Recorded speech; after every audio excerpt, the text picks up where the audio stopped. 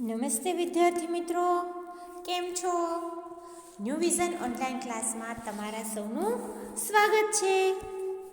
તો ચાલો આજે આપણે એક કવિતાનો અભ્યાસ કરવાનો છે. હિન્દીમાં જે આપણે ધમક ધમક આતા હાથી એવી આપણે એક કાવ્ય આપ્યું છે, કવિતા આપી છે.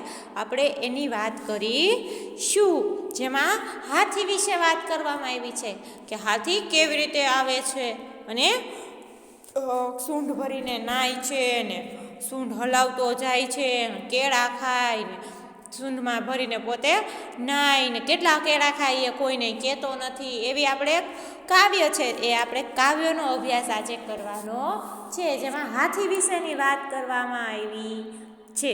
તો ચાલો આપણે જોઈએ શું છે. શું કહે છે? ધમક ધમક આતા હાથી, એવું નામ છે એનું. અને કવિ કોણ છે? પાઠ લખે એ લેખક, જે કવિતા લખે એ કવિ. કવિતા છે, ગીત છે, તો એના કવિ કોણ છે? તો કે પ્રયાગ શુક્લ એવા કોઈ કવિ છે, એમને આ લખ્યું છે. એ રચનાશ્રી એનો જન્મ જો એમાં કવિ વિશે પણ આપ્યું છે. જો શું કીધું? પ્રસ્તુત કવિતા પ્રસિદ્ધ રચનાકાર શ્રી પ્રયાગ શુક્લ દ્વારા રચિત ગઈ હે. એટલે કે આ કવિતા જે છે એ પ્રસિદ્ધ રચનાકાર એટલે રચયિતા, કવિતાના રચયિતા કોણ છે? તો કે પ્રયાગ શુક્લ નામના કવિએ આ લખી છે. उनका जन्म ईस्वीसन 1940 में कलकत्ता में हुआ था. साहित्य की विविध विधाओं पर सशक्त रूप से लिखनी रचाई है. बच्चों के लिए उसने अथवा तो उन्होंने बहुत उल्लेखनीय रचनाएं लिखी है. શું કહે છે કે આ જે એમનો જન્મ છે પ્રયાગ શુક્લનો, એનો જન્મ ક્યાં થયો હતો? તો કે કલકત્તામાં થયો હતો. અને એને આવી ઘણી બધી રચનાઓ લખી છે. અને ખાસ બાળકો માટે, આવી રીતે નાના બાળકો માટે એમને ઘણી બધી રચનાઓ કરી છે, જેમાં પાઠ હોય, કવિતા હોય, પુસ્તક હોય, લઘુકથા, એવું ઘણું બધું. એને કાવ્ય સંગ્રહ કર્યા છે, લઘુ સંગ્રહ કર્યા છે, પછી કલા પુસ્તક, એવી રીતે એ પોતે બાળકો માટે થોડુંક એનું પ્રદાન વધારે રહ્યું છે. તો ચાલો આપણે એક કાવ્ય જોઈએ, જેમાં હાથી, જો હાથીનું ચિત્ર છે એના પગ ને સૂંઢ ને જો દાંત છે ને મોટા મોટા કાન ને છે. પછી બીજા ચિત્રમાં જો સૂંઢમાં પાણી ભરીને નાય છે. સૂંઢને પહેલાં પાણી ભરી લે, પછી એનાથી નાય છે, એવું ચિત્ર છે. ચાલો આપણે જોઈએ. ધમક ધમક આતા હાથી, ધમક ધમક જાતા હાથી. શું કહે છે? ધમક ધમક એટલે કે અવાજ કરતાં એટલે આમ એનો પગ મૂકે તો કેવું ધમ એવું વાગે ને, એમ. એટલે કે ધમક ધમક. એના પગ કેવા છે? આમ થાંભલા જેવા છે, આમ જાડા ને એવા હોય ને. હાથી તો કેવું મહાકાય પ્રાણી કહેવાય, તો એ આમ પગ મૂકે તો કેવો અવાજ આવે? તો કે ધમક ધમક, એમ. એટલે એમ કહે છે ધમક ધમક કરતો આવે છે હાથી, અને ધમક ધમક કરતો જાય છે હાથી. अपनी सूंढ उठाता हाथी, अपनी सूंढ गिराता हाथी.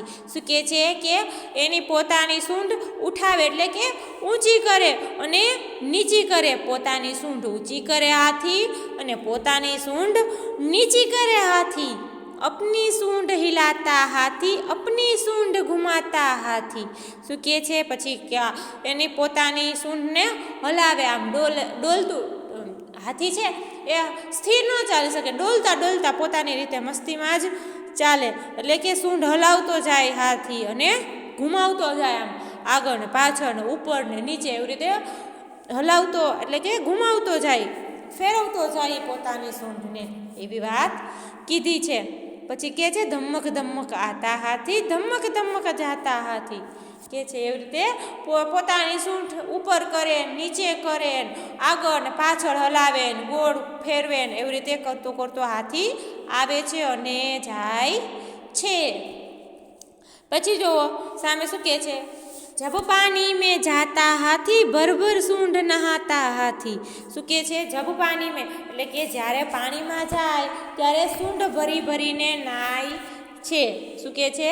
જ્યારે પાણીમાં હાથી જાય ત્યારે સૂંઢ ભરી ભરીને હાથી નાય, પોતાની સૂંઢમાં પાણી ભરી લે અને પોતે પછી એને આમ પાછળ જવા દે, એટલે એના પેટ ઉપર ને ડોક ઉપર ને બધે પાણી આવે, એવી રીતે એ નાય છે. कितने केले खाता हाथी यह तो नहीं बताता हाथी કે એ હાથી છે એ શું ખાય કેળા ખાય ને તો કે કેળા તો ખાય છે પણ કેટલા ખાય છે એ તો કહેતો જ નથી બતાતા નહીં એટલે કે કહેતો જ નથી કે એટલા કેળા ખાય છે પણ એ કહેતો નથી કે કેટલા કેળા ખાય છે ધમક ધમક આતા હાથી ધમક ધમક જાતા હાથી એટલે કે ધમક ધમક આવે છે હાથી અને ધમક ધમક જાય છે હાથી તો આવું સરસ આપણે કાવ્ય જોયું જો એમાં શબ્દાર્થ છે તો કે ધમક ધમક એટલે શું થાય તો કે જોશ તેજ એટલે કે જોશથી તેજથી એમ પછી કે પાણી એટલે કે જલ નીર સલીલ એટલે કે જે આપણે ગુજરાતીમાં કહીએ તો પાણી કહીએ ને નીર જળ એમ પછી હાથી એટલે ગજ શું થાય ગજ એટલે કે હાથી પછી જોવો જોઈએ શું આપ્યું છે અભ્યાસમાં તો ક્યાંક અભિનય કે સાથ ગાવાનું કીધું છે આ કાવ્ય બીજો પ્રશ્ન જુઓ કે શું કહે છે સૂચના કે અનુસાર અભિનય કીજીએ એટલે જે રીતે સૂચના આપી છે એ રીતે અભિનય કરવાનો છે શું કહે છે તો કે રોના એટલે કે રોવું રોતા હોય એ રોના એમ તો કે એમ કહે કે રોવાનું તો ખોટું રોવાનો અભિનય કરવાનું કીધું છે પછી છે હસના તો હા એમ હશે એમ તો એ હસવાનો અભિનય કર્યો પછી પટાખે છોડના એટલે કે ફટાકડા ફોડવા એવી રીતે અથવા તો ટીચકુલા મૂકવા પછી કપડે ધોતના એટલે કે કપડાં ધોતા હોય ખોટું એવો અભિનય એવી રીતે અભિનય કરવાનું કીધું છે આપણે જ્યારે ક્લાસમાં હોય ત્યારે કરી શકીએ કોઈ વિદ્યાર્થીને આપણે ઊભા કરીને આપણે એમ કહીએ ચાલો રોના તો એ રોવાનો અભિનય કરે હસના તો એ હસવાનો અભિનય કરે એવી રીતે બીજી બધી ઘણી લીખના પઢના ખેલના આપણે એવી રીતે ઘણી બધી અભિનય કરી શકીએ પણ જ્યારે આપણે ક્લાસમાં હોય એવી રીતે જો તમે મિત્ર ભેગા થતા હોય તો પણ આ કરી શકો એક મિત્ર કહે કે તારે આ અભિનય કરવાનો એટલે એને એ અભિનય કરવાનો એવું પણ કરી શકો છો ચાલો નીચે જોવો શું કહે છે ત્રીજામાં પઢીએ ઓર સમજીએ શું કહે છે વાંચો અને સમજો શું કહે છે એમાં જુઓ બધાય ચલો એમાં જોવો શું કહે છે પઢીએ ઓર સમજીએ કીધું છે એમાં જો જે શબ્દ તમને આપ્યા છે એ વિરોધાર્થી શબ્દ એની સામે એક શબ્દ આપ્યો છે એનો વિરોધાર્થી શબ્દ તમને સામે કીધો છે જેમ કે ઉઠાના એટલે કે ઉપાડવું શું થાય ઊંચું લઈ આવવું ઉપાડવું તો ગીરાના એટલે કે પાડવું શું થાય પાડવું એવી રીતે આના એટલે આવવું એમ તો જાના એટલે કે જાવું વિરોધાર્થી શબ્દ થયા જો સમાનાર્થી હોય તો એના જેવો સમાન હોય પણ અહીંયા કેવા છે વિરુદ્ધાર્થી શબ્દ છે ખાસ ધ્યાન રાખજો ઉઠાના તો ગીરાના શું થાય ગીરાના તો આના તો એનું ઉલટું શું થાય જાના એવી રીતે છોટા એટલે કે નાનું તો નાનાનું ઉલટું શું થાય મોટું એટલે કે બડા તો છોટા તો બડા એવી રીતે ઊંચા તો એનું વિરુદ્ધાર્થી નીચા એવી રીતે પકડના એટલે કે પકડવું તો એનું ઉલટું શું થાય છોડી દેવું થાય તો કે છોડના સમજાઈ ગયું પકડના તો છોડના આ કેવા શબ્દો થયા વિરુદ્ધાર્થી શબ્દ જોયા જેમ કે ઉઠાના તો ગીરાના આના તો જાના છોટા તો બડા ઊંચા તો નીચા પકડના તો છોડના આ એક વિરુદ્ધાર્થી શબ્દ થયા ચલો પાછળ જુઓ બધા એમાં શું કીધું છે ખાસ જુઓ છે પ્રશ્ન 3 ઉપર દિए गए વિલોમ શબ્દ પર આધારિત વાક્ય બનાવીએ વિલોમ શબ્દ એટલે કે વિરુદ્ધાર્થી જે શબ્દ આપ્યા છે એના આધારે વાક્યો બનાવવાના કીધા છે ખાસ ધ્યાન રાખજો ચલો જેને જેસે એટલે કે ઉદાહરણ આપ્યું છે એ જેસે લખ્યું છે એટલે કે આવી રીતે એમાં પહેલો શબ્દ શું હતો તો કે ઉઠાના તો ગીરાના એમ હતું તો એનો વાક્યમાં કેવી રીતે બનાવ્યું તો કે ગીરતે હુએ કો ઉઠાના ચાહીએ गिरते हुए को उठाना चाहिए हमें किसी को गिराना नहीं चाहिए तो गिराना शब्द आयो गिरते हुए को उठाना चाहिए हमें किसी को गिराना नहीं चाहिए समझाई गयो एवी रीते बीजो शब्द हतो के आना तो एनो विरुद्धार्थी शुं हतो जाना तो आपणे वाक्यमां करवुं होय तो केवी रीते करी शकीए तो के कार्यक्रमों में कुछ लोग आना चाहते थे परंतु कुछ जाना चाहते थे શું કહી શકી? कार्यक्रमों में कुछ लोग आना चाहते थे પરંતુ कुछ लोग जाना चाहते थे. કેટલાક લોકો આવવા ઈચ્છતા હતા પણ કેટલાક લોકો જવાનું પણ ઈચ્છતા હતા. એવી રીતે છોટા બડા છે તો એમાં કેવી રીતે લખી શકી?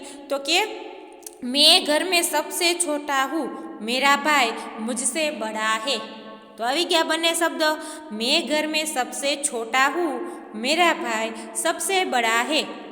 થઈ ગયું. એવી રીતે ઊંચા નીચાનું કરી તો કે હિમાલય સબસે ઊંચા પર્વત હે, ગિરનાર ઉસસે નીચા હે. એટલે કે હિમાલય એ બધાયથી ઊંચો પર્વત છે અને ગિરનાર એનાથી નીચો પર્વત છે. એટલે કે હિમાલય સબસે ઊંચા પર્વત હે, ગિરનાર ઉસસે નીચા હે. સમજાઈ ગયું? એવી રીતે પકડના તો છોડના. એનું વાક્ય બનાવી તો શું બનાવી કે पुलिस ने चोर को पकड़ा और सजा दिलाकर छोड़ा. શું કહે છે?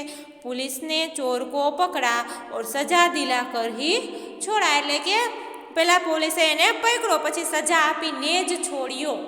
સમજાઈ ગયું? पुलिस ने चोर को पकड़ा और सजा दिलाकर ही छोड़ा. એવી રીતે વાક્ય આપણે વિરુદ્ધાર્થી વાક્યના એક વાક્ય બનાવ્યું કહેવાય. ચલો હવે જે નીચે આપ્યું છે ને એ ચિત્ર વાર્તા છે. શું છે? ચિત્ર વાર્તા. તો એ ચિત્ર વાર્તાનો આપણે પહેલાં જોવાનું. એમાં જે ચિત્ર છે ને એ ચિત્રને આધારિત આખી વાર્તા બનાવવાની છે. એ હિન્દીમાં બનાવવાની છે. ચિત્ર જોતું જવાનું અને એનું વર્ણન કરતું જવાનું. સમજાઈ ગયું? ચિત્ર જોતું જવાનું અને તેનું વર્ણન કરતું જવાનું છે. સમજાઈ ગયું? આપણે આ ચિત્રનું વર્ણનવાળી વાર્તા જ્યારે આપણો આવતો લેક્ચર હશે એમાં કરીશું. એમાં બોલતું જવાનું છે અને લખતું જવાનું છે. હું તમને વાર્તા બોલતી જાઉં એવી લખતી જવાની પણ છૂટ અને આઈડિયલમાં પણ તમને કદાચ આપેલી જ હશે. એ વાર્તા તમારે લખવાની જ હશે. સમજાઈ ગયું? તો આપણે એ વાર્તાનો અભ્યાસ આપણે જ્યારે આવતો લેક્ચર હશે એમાં કરીશું.